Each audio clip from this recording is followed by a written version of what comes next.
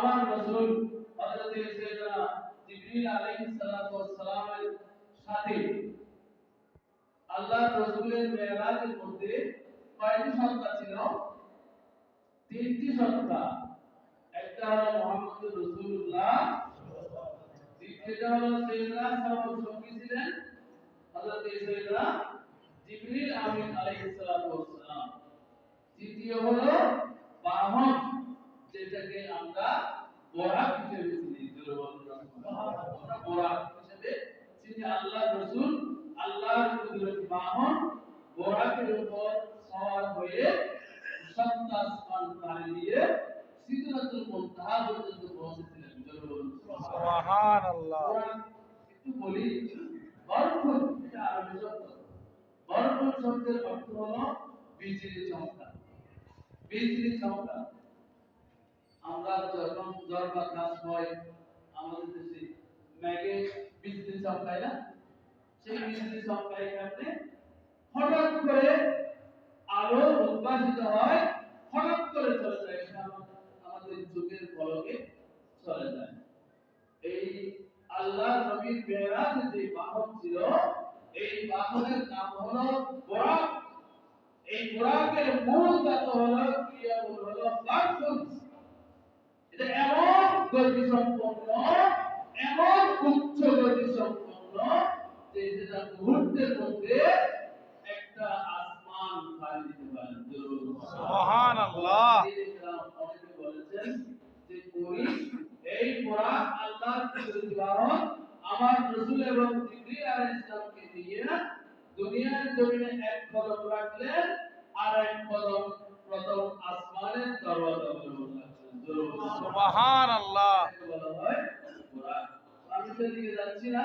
আমার নবী প্রথম আসমানে গেলেন, সালাম আরজ করলেন, জিবরিল আলাইহিস সালাম দরজা খোলার জন্য দরজা খোলার আদেশ করলেন। আসমান থেকে আওয়াজ আসলো, আপনি কে? বলা হলো আমি জিবরিল। আপনার সাথে কে? বলা হলো মুহাম্মদ সাল্লাল্লাহু আলাইহি ওয়াসাল্লাম। কোথায় যাবেন? আল্লাহ দাওয়াত দিয়েছেন, আল্লাহর কাছে মেহমান হব। সুবহানাল্লাহ। প্রথম আসমানে হযরত সাইয়েদনা আদম আলাইহিস সালামের সাথে দেখা হলো। আদম আলাইহিস সালামের সাক্ষাৎ হলো। আদম আলাইহিস সালাম সালাম আরজ করলেন, মারহাবা জানালেন, মোস্ট ওয়েলকাম জানালেন, দোয়া চাইলেন, বিদায় দিলেন। অনেক কথা। মেরাজ এটা ইসলামের অন্যতম একটা অধ্যায় এবং আল্লাহ নবীর সর্বশ্রেষ্ঠ মুআজিজার মধ্যে অন্যতম একটা মুআজিজা, যেটা আল্লাহ রাব্বুল আলামিন লক্ষ লক্ষ নবী রাসূলদের মধ্যে কাউকে দান করেন নাই। সুবহানাল্লাহ। হযরত সাইয়েদনা ইয়াহইয়া ও হযরত সাইয়েদনা ঈসা আলাইহিস সালামের সাথে সাক্ষাৎ করেন। সুবহানাল্লাহ।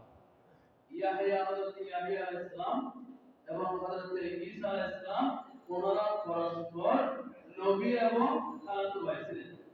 সুবহানাল্লাহ। তৃতীয় আসমান হযরত সাইয়েদনা ঈসা আলাইহিস সালামের সাথে সাক্ষাৎ। চতুর্থ আসমান হযরত সাইয়েদনা ইদ্রিস আলাইহিস সালামের সাথে সাক্ষাৎ। পঞ্চম আসমান হযরত হারুন আলাইহিস সালামের সাথে সাক্ষাৎ। ষষ্ঠ আসমানে হযরত মুসা কলিমুল্লাহ আলাইহিস সালামের সাথে সাক্ষাৎ। সপ্তম আসমানে হযরত সাইয়েদনা ইব্রাহিম ও খলিলুল্লাহ আলাইহিস সালামের সাক্ষাৎ। সুবহানাল্লাহ। বলার সুযোগ নাই। একইভাবে আল্লাহর নবী সপ্তম আসমান পর্যন্ত আল্লাহ পাক বলেন, আল্লাযী খালাকা সাবআ সামাওয়াতি তিবাকা, আমি সাতটি আসমান তৈরি করেছি। আমার এক এক আসমানের মধ্যে আমি আল্লাহর এক এক কুদরতের নিদর্শন রেখেছি, সেগুলি আমি আমার রাসূলকে স্বচক্ষে দেখিয়েছি। সুবহানাল্লাহ। সপ্তম আসমানে কয়জন হলো? চারজন। সাইয়েদনা ইব্রাহিম আলাইহিস সালাম সহ চারজন।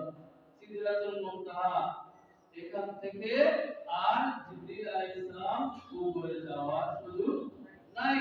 হযরত সাইয়েদনা ইব্রাহিম খলিলুল্লাহ সপ্তম আসমানে সেখানে আল্লাহর খানায় কাবা আছে। সেটার নাম কি?